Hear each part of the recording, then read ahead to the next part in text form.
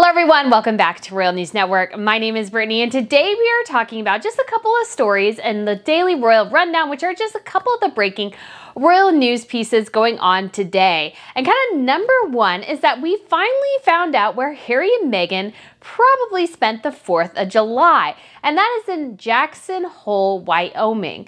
So this is right outside Yellowstone National Park, which is the nation's largest national park. It's a huge park, it's absolutely gorgeous, and it's not really known for like mountains. If you've ever been to Yellowstone, mountains are the Grand Tetons, which are, you know, pretty close outside, but Yellowstone itself is known for kind of, I feel like, sprawling land, geysers, bison. Don't get too close. Tourist mistake number one, they are not big cows. They can kill you. You know, all the traffic will stop if there's a grizzly bear like a million yards away and you can see a little dot on the hill. The traffic will stop and everybody will freak out because there's a grizzly bear over there.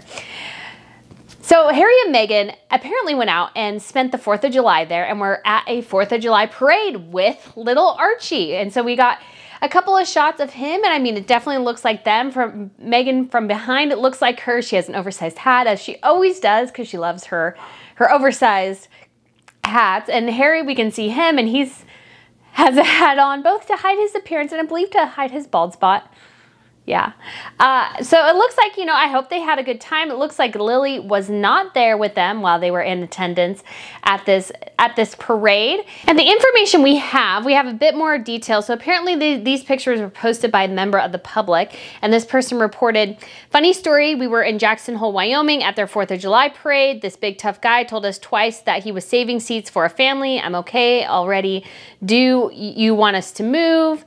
Which of course we wouldn't do. He said, no, oh no, I just want you to know. I thought, well, it must be the royal family, very sarcastically thinking. A minute late, Meghan Markle and Prince Harry walked up with little Archie. I thought, well, dang, it is the royal family. The big guy was a bodyguard. Meghan is gorgeous and Archie and Harry are so cute.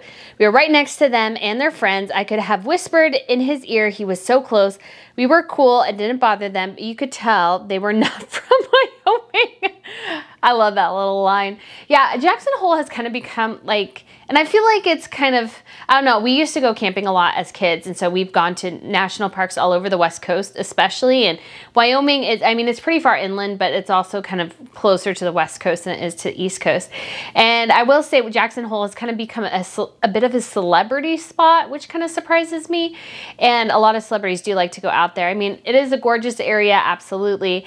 It's nice that Harry and Meghan feel safe enough to attend a parade in the United States, but don't feel safe enough to go to the UK. And we do also have Catherine, the Duchess of Cambridge, and Prince William attended their first Wimbledon event of the year. Obviously, they haven't been there much the whole time, which was a bit of a surprise for people. Catherine's obviously the patron now of Wimbledon, and she usually attends a couple of matches a year now. It used to be 1 or 2, but she usually goes at least 3 times. This year, though, there's been a lot of speculation that perhaps the family is in the process of moving, and the kids haven't finished the school year yet. So perhaps the Cambridges, Catherine especially, was overseeing the move. But today we got to see them up close and personal at a polo event. Catherine looked stunning in her white dress from Amelia Wickstead, and Prince William looked gallant and very, very regal. There's an incredible shot of Prince William riding right in front of you. You can see Windsor Castle in the background. It's just so, so stunning. I think maybe I'll do an entire video comparing the Cambridges and Harry and Meghan at polo events. I think there's an interesting comparison there. Kind of royalty versus wannabes, I think is a very, very apt video. We also have news from the Jordan royal family. I haven't really covered them ever much before. The King of Jordan, King Abdullah II, and his wife, Queen Rania, and she's often known for her amazing style sense, but apparently one of their daughters is getting married. So Princess Iman is getting married to a young gentleman named Jamil Alexander Thermotis.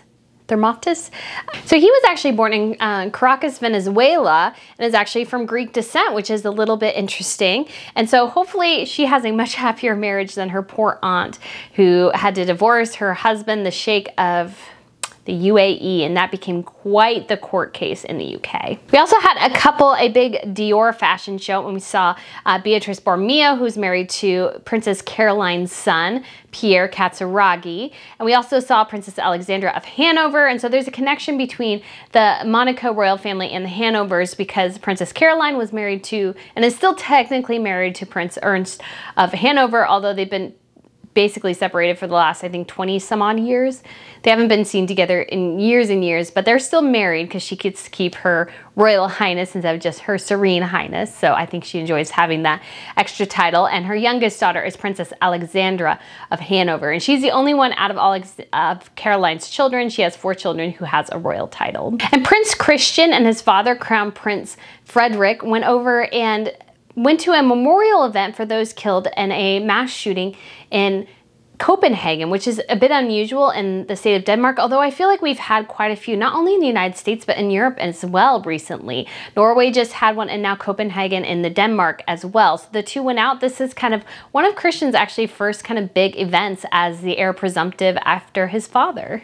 The Princess of Girona Foundation, which was established by the city of Girona just recently in the last 10 years, just held its awards dinner, and the entire Spanish royal family attended. So this included King Philippe and his wife Queen Letizia, and their daughter, the Princess of Aurelius, Leonor, and Infanta Sofia. So Princess of Aurelius, or Prince of Aurelius, is basically the crown prince or princess title. So Leonor will be the Queen of Spain after her father, and her younger sister is named Infanta, which is Sophia. So guys, that is all for this edition of the Royal Rundown. Thank you so much for watching. Oh, and if you don't know, I have a giveaway going on right now for a swatch, the How Majestic swatch featuring the Queen and a Corgi and her wardrobe. So if you guys want to go ahead and subscribe and go over to that video and let me know what more videos that you want to see, that would be awesome. Thank you guys so much for watching, and I look forward to seeing you again soon. Bye.